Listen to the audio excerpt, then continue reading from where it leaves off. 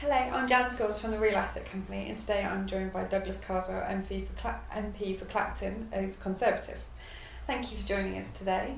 Today I'd like to talk to you about your Currency and Banknotes Amendment Bill, which you presented to Parliament in September last year. Could you maybe just give us a brief explanation of that and how it came about? Well, the bill was really just a way of floating an idea, but I think the idea is really quite a serious idea. Like many people, I grew up assuming that money was just the way it was. It was something that government produced and we all used, and government controlled the supply of money, and that was that. But as this financial crisis has gone on, I've begun to realise that actually things aren't quite what they appear. First of all, governments have only really been controlling the amount of money in circulation since 1971, the year I was born, and in my lifetime they've controlled the money supply not in the interests of productive activity and productive Western economic activity, but in the interests of themselves. And so they've run a monetary policy that's basically transferred wealth from all of us to them. And I think that they have created a money system that's unsustainable. Now, I, like many people, assumed I was a monetarist. It's simply because what sort of centre-right non-socialists used to presume. But the more you think about it, the more I think that monetarism is basically slow-motion Keynesianism. It's, monetarism presumes that government can control the supply of money. Now, I don't think government's any more capable of controlling the supply of money than they are controlling telephone lines or airlines or the weather. And so the more I think about it, the more I think that actually monetarism is like many other isms, a great theory, but it just never seems to happen. We seem to have a sort of debauched monetarism practiced by people like Alan Greenspan and Mervyn King, which means that we try to use so-called monetarism as a sort of fiscal stimulus for the economy. We have the amount of money put in circulation in the interests of big government and big corporatist banking interests, and it's not good for me, it's not good for my constituents. So I've become very interested in the idea of currency competition. Now, I think this is what's so transformative. The internet. The internet allows me to shop around for music and to, I can go on Spotify or iTunes. It gives me instantaneous choice. It gives me instantaneous choice not just when I'm looking for music, but when I'm looking for information. It's only a matter of time before the internet allows me that sort of touch button instantaneous choice over what currency I use. A few days ago I've got a 2-year-old daughter and she loves Peppa Pig, and I downloaded some Peppa Pig for her to watch on my iPlayer. I can't remember whether I paid in dollars or pounds, because it depends on which Amazon website I went to. There's a London Underground station a few feet away from here where people from all over the world pay for their tickets in yen and euros and US dollars electronically without being aware of the use of different currencies. It's done electronically and seamlessly. This technology, whether on the internet or digital payments, is soon going to mean that all of us can basically shop around in any currency. And the idea of a monopolistic state-run currency within any one jurisdiction, I think, will become anathema. And my bill is really about encouraging this, encouraging currency competition. I was fiercely against the euro because I'm against a monopoly currency for the whole of Europe, but I'm against the idea of any kind of monopoly currency because I think it's bad. It's bad for the people, it's good for government and good for big corporatist interests. So for technological reasons, for economic reasons, for a whole range of reasons, I think we need to return to honest money.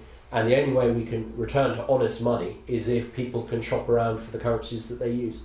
And so if central banks now put on the step of, okay, we've got to keep our currencies good and honest, do you think that they're less likely then to debase their currencies as they're saying currently because they're in proper competition with other currencies and for the use? Absolutely. I mean, you said, wait for central banks to manage their currencies honestly and competently. Find me an example of a country that's managed to do that, bar Switzerland, or possibly Norway, in the past 50 years. All central banks are basically branches of the state, and therefore they run the currency in the interests of the state. In this country, we had a great song and dance about 15 years ago as to the precise status of the Bank of England and whether the NPC should be subject to this sort of oversight or that sort of oversight. At the end of the day, it's all blah blah. The only real check against the looters and the moochers defrauding our currency is the ability of the citizens to opt out of that currency. The internet allows us to do that in practical terms. We don't have to carry stacks of multiple currencies. I think it's vital that happens.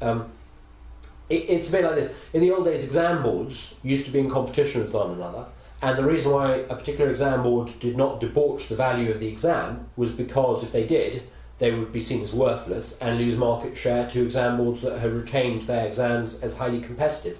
We need a similar system of competition to prevent central banks from debauching the value of the currency.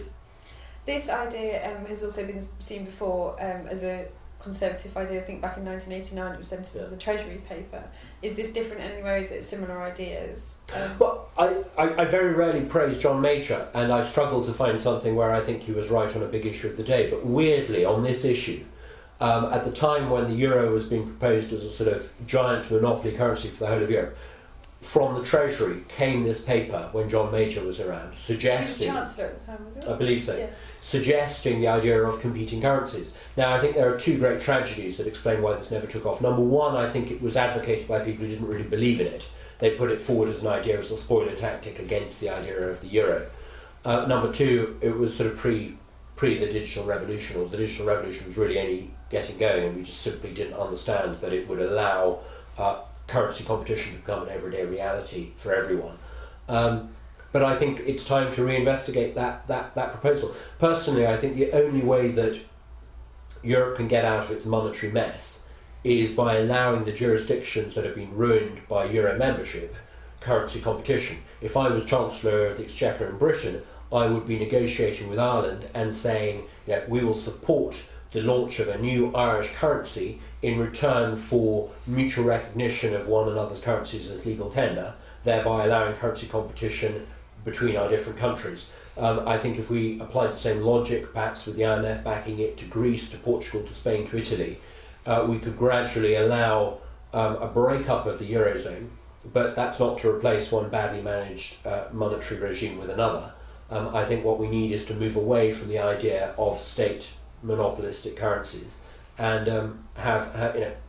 it's no coincidence that places like Hong Kong that are pretty prosperous, you can, to all intents and purposes, do business in the local currency, the US dollar, and a whole stack of other currencies. If we could start doing that in Europe, then I think we could see a return to prosperity in the Eurozone.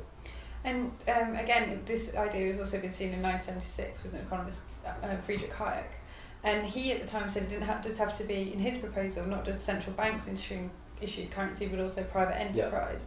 Yeah. Would you support a similar idea, or do you just see it for national currency? There's a really weird thing happened. I didn't read that bit of Hayek, but I now know what he means. And there's a part of the world that's already actually doing this really weirdly. And so much for Western conceit. It's actually in Africa where this is starting. There are countries in Africa where people use mobile telephones as a form of payment, and this is very well established, and people know about this. One thing people don't quite understand is that in countries in East Africa where there's very high rates of inflation, people are beginning to use the mobile phone credits as a store of wealth. You're almost getting a private currency growing up in parts of Africa through the mobile telephone system of micropayments. If you had a period of high inflation in this country, I could well envisage de facto private currencies emerging. If I knew, for example, that I had to spend a certain amount of money every year on groceries, and I could pay the supermarket online in pounds, and they would retain the amount of money that they owed me in perhaps a form of, Tesco credits or Asda credits, I think you could very well begin to see the emergence of private currencies, private payments. And I think there's also a more broader, profound issue. We've gotten used to the idea of payments being made by banks. Perhaps that's a mid-20th century way of making payments. Perhaps we're moving towards a world in which payments can be made without that expensive banking architecture, without people making the payments having to subsidise and sustain a huge banking architecture. Perhaps a company like O2 could facilitate payments. Because they have the same technology. Payments, electronic payments without banking. And once that begins to happen, who says that the pound sterling, the George Osborne pound, or the Barack Obama dollar has to be the medium of exchange? You could have the O2 credit unit. You could have de facto the emergence of a whole series of payment methods that becomes private currency. It doesn't sound so far-fetched anymore. Quit thinking about the money system as being one based on banking. I think the digital revolution means we're going to very soon move to a system of payments where the whole architecture of banking becomes irrelevant to the making of payments. Companies like O2 and Tesco's will be able to make payments. And once that happens, and once you've got choice over what currencies you use, who says it's got to be the state-owned sterling? And of course, where we would come into that, the real asset companies, we're supporters of gold and silver as money. Yeah. And we very much see a role that this could be used, but it has to be accepted as legal tender first of all, which I suppose is a similar issue with Asda and Tesco credits. Ultimately, you still have to get cash out of it if you want. Well, my understanding is that the definition of legal tender is not, if something is legal tender, it doesn't mean you can go into a shop and insist upon somebody accepting it for payment. There's no law in this country that insists the shopkeeper must accept any note as payment. It's entirely up at their discretion as to whether they take this £50 note or that £5 note. My understanding is that legal tender means what the government will accept in payment if you owe money to the government. And I think actually if the government would start, if when you owe the money to the taxman at the end of every month, if you could begin to pay the government in a whole range of different currencies, and the government, there was a basket of currencies that the government was forced to accept in payment of debts you owed to the government, then I think it would begin to make it more difficult for the government to basically defraud the rest of us by debauching the currency. And just looking at your bill again, how has it been received by your contemporaries? I think one Labour MP stood up when you first presented the bill and said that you were sort of trying to get rid of the sterling and we must defend the sterling. Yeah, I spent all my adult life campaigning to keep the pound in this country and not join the euro. Now I want to bring about changes that will ensure that the pound retains its value. The one way of guaranteeing that the pound loses its value, and the pound's lost something like half its value in 20 years, is the fact that it's run by a little clique of people in Whitehall in the interests of big corporate bankers. That is why the pound has lost its value. If we had currency competition, the people who preside over the pound would have to be incredibly careful to make sure it didn't lose value. So I want there to be, I want us to keep the pound, but I don't want us to be at the mercy of the clowns running the NBC at the Bank of England. And so let's keep the pound as our national currency, but let's also allow people to shop around.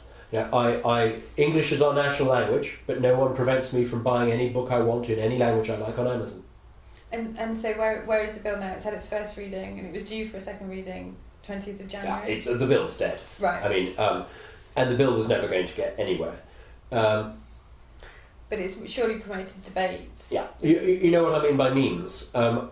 We need to get the memes out there. We need to get these ideas, these self-replicating ideas, to get out there into the ether. Politicians very rarely do the right thing because they see the light, but because they feel the heat. And politicians are going to feel the heat in a way they don't quite realise as as the fiscal crisis continues to unfold. I personally think since 1971 we've had a system of fiat currency that's unsustainable. We're beginning to move into a world in which I think many assumptions about the nature of fiat money are going to start to unravel. Politicians will have to grasp around for new ideas. The purpose of me introducing that bill is so that, in desperation, I hope they will one day grab hold of that idea to get them out of the hole into which they've sunk.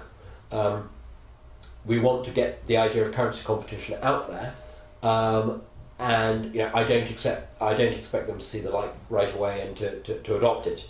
But when all else fails, and when it's 4 o'clock in the morning and all the other bogus solutions have failed them, I hope that they might actually suddenly realise there is one way out of this. It's currency competition. You could start it in Ireland tomorrow. It would guarantee Irish sovereignty. It would guarantee Ireland's return to prosperity. And if Ireland can have competing currencies and then Britain can have competing currencies, maybe the whole of the West could have competing currencies. I find it quite interesting that you keep relating back to 1971 because that was when we lost our attachment to gold altogether. Yeah. Fiat currency is primarily backed by confidence. So your definition of return to honest money is something that is backed by the most confidence. Well, yeah, I think 71 is the key date. I mean, the sort of leftist dogma that we're all taught in schools and as undergraduates is that we left the gold standard in the 30s. Yes, we did, but the real story and the really significant story is not when we left the gold standard in the 30s. It's the point at which the only thing restraining the amount of money in circulation was the self-restraint of the government. And government is not very good at restraining government. So 71 really, until 1971, the dollar was somehow attached to gold and we were somehow attached to the dollar. There was an anchor, there was a restraint. It wasn't a perfect restraint, but there was a measure of restraint. Since 71, about the only country in the world that's had a measure of restraint is Switzerland. And again, it's an imperfect restraint. But I personally do not advocate us adopting the gold standard. I think what was good about the system before 71 was that there was a restraint. A better way of attaching a restraint to the actions of government is competition. Rather than saying we've got to attach our paper currency to the value of a commodity, gold or silver, I think a much better thing to do is to restrain government and restrain the ability of central banks to defraud our currency and debauch money by allowing people to opt out of their voucher notes. I think we've got plenty. Our readers have plenty to say about that. But thank you very much for your time today. Not at all. Thank you very much.